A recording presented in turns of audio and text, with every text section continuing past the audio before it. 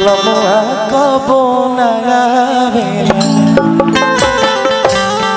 अच्छा ये बड़ा बलमुआ आ जाए। आओ गाना में डिम्पल सिंह जी अभिनय कैले बड़ी। अरे गाना होई डिम्पल जी के जोड़ा बा। आई डिम्पल जी आई ना माइक मलान मार थब हो।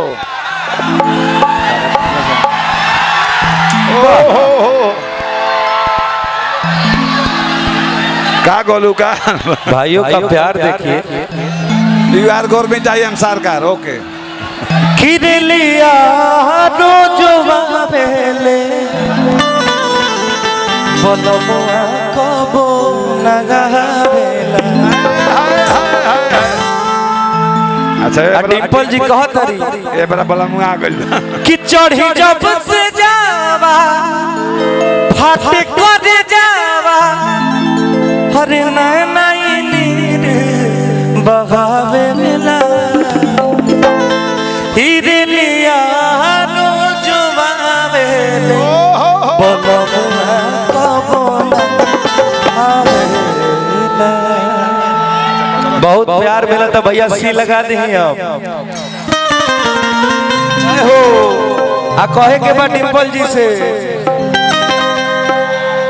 कि जब निकले लू घर से बहरिया चाहे सोभे लड़ावल नजरिया कि जब निकले लू घर से बहरिया चाहे सोभे लड़ावल नजरिया। आई थिंक इस गाने में अंजना जी को मैं चाहता हूँ कि रक्षा जी आए क्योंकि लाल लाल पहनी है। इधर आइए रक्षा जी आइए। लाल वाला गाना बा कि सब छुमन चाहे तहरो गोर गाने रे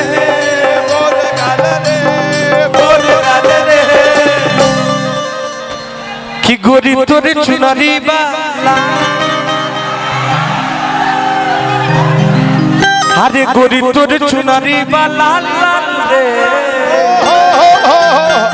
ए भैया अरे रोड पे चले लू कमाल चाल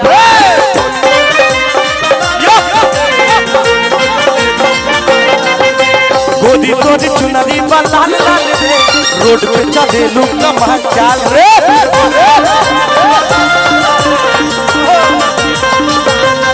जब निकले लू घर से बहरिया चाहे सोभे लड़ावल नजरिया। जब प्यार का कर्जा कहाँ उतारब वो सब छुअल चाहे तहर गोर गाले रे गोर गाले रे आने गोर गाले रे। पहुंचता डिम्पल जी पसंद लड़का पसंद आई। हाँ ई कर्जा कहाँ उतारब हम डिम्पल जी है ना ये प्यार है हम देखिए रुखर साड़ी बगाल छिला देखला जानू कि लइका चिल्लाले सा माल रे अरे लइका चिल्लाले सा माल रे ए तो ना बोला जा कि लइका चिल्लाले सा माल रे अरे लइका चिल्लाले सा माल रे लइका चिल्लाले सा माल रे रोड पे चले लू कमाल चाल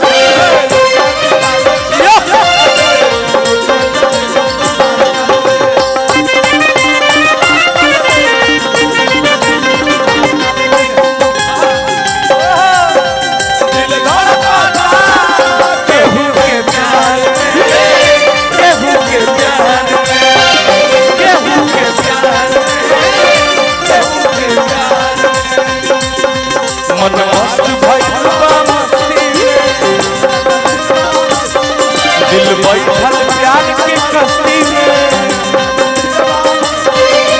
रहे हर पल अखियां इंतजार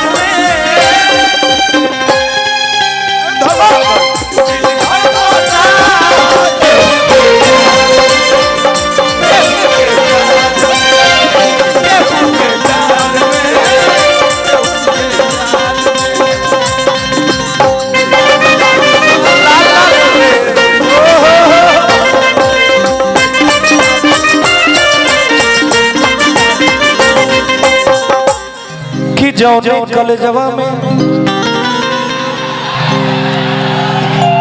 आरा कलेजवा में कि अगियाओं के कलेजवा में कदेलू पढ़ाई योही कॉलेजवा में पढ़े इनकर भाई हो, पढ़े इनकर भाई।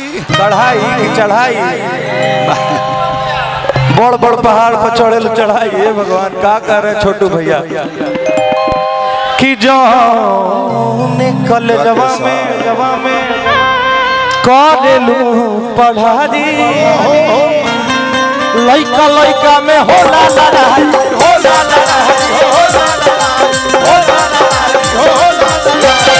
जौने कलेजवा में कदेलू पढ़ाई जौने कलेजवा में कदेलू पढ़ाई लइका लइका में होला लड़ाई होला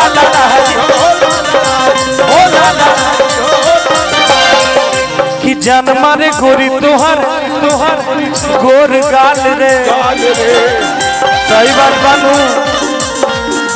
जान मारे गोरी तोहर गोर गाल रे अरे जान मारे गोरी तोहर गोर गाल रे